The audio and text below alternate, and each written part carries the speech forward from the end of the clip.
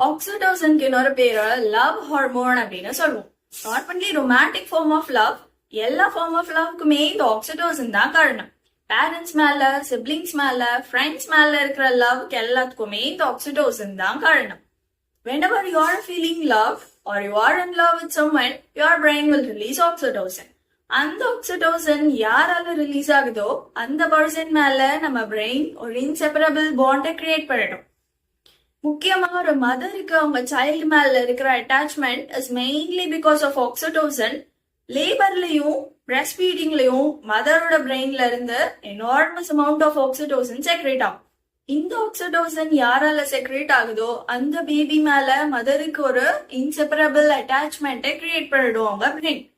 இது மட்டும் இல்லாம நம்மளுக்கு ரொம்ப பிடிச்சமான வேலை, நம்மளுக்கு ரொம்ப சாட்டிஸ்ஃபை ஆகுற ஒரு ஒர்க்கை நம்ம பண்றோம் அப்படின்னா அப்போ நம்ம பிரெயின்ல